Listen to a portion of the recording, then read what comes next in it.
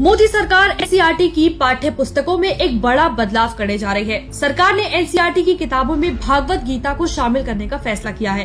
अब सवाल उठता है कि सरकार को ऐसा करने की जरूरत क्यों पड़ी? तो जवाब है, आजादी के बाद देश को नेहरू और कांग्रेसी सरकारों द्वारा शिक्षा मंत्री के रूप में दिए ये 5 कांग्रेसी अल्पसंख्यक चेहरे, जिन्होंने अपने कार्यकाल के दौरान सिर्फ भारत का इतिहास ही नहीं बदला, बल्कि आने वाली पीढ़ियों को मुगल प्रेमी बनाने की पूरी व्यवस्था करके गए। इन शिक्षा मंत्रियों ने हमारी किताबों को ऐसा रंग दिया कि हमारी किताबों से हमारे देश का इतिहास गायब हो गया। हमारी किताबें मुगलिया राजाओं की वीरता और महानता की कहानियों से भर दी गई। वहीं दूसरी तरफ महाराणा प्रताप जैसे वीरों को हारा हुआ दिखाया गया। टीपू और औरंगजेब को हिंदू धर्म का समर्थक दिखा दिया।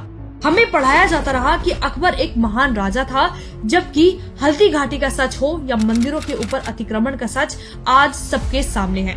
इसलिए हमारी किताबों को भी पीएम मोदी के कार्यकाल में अपडेट किया गया है। इन शिक्षा मंत्रियों ने हमारी पीढ़ी को झूठा इतिहास पढ़ने पर मजबूर किया। लाखों हिंदुओं को मौत के घाट उतारने वाले मुगलिया सल्तनत के राजाओं को सेक्युलर चेहरा देने के लिए हमें सालों तक झूठा इतिहास पढ़ाया गया।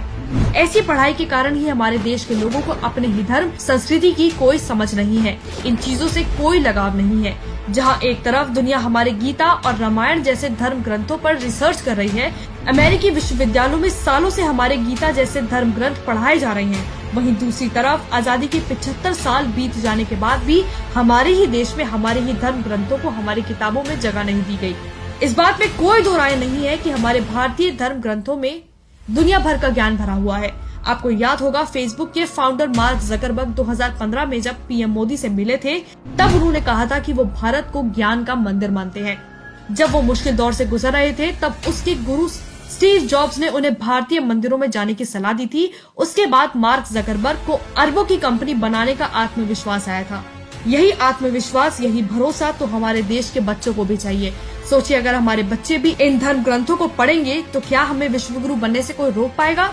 वो तो हमारा सौभाग्य है कि मोदी जी हमारे धर्म ग्रंथों के महत्व को समझते हैं। इसलिए पहले ही गुजरात जैसे बीजेपी शासित राज्यों में हमारे धर्म ग्रंथों को पाठ्य पुस्तकों में शामिल कर लिया था, लेकिन अब मोदी सरकार इसे राष्ट्रीय स्तर तक पहुंचाने की तैयारी में जुट गई है।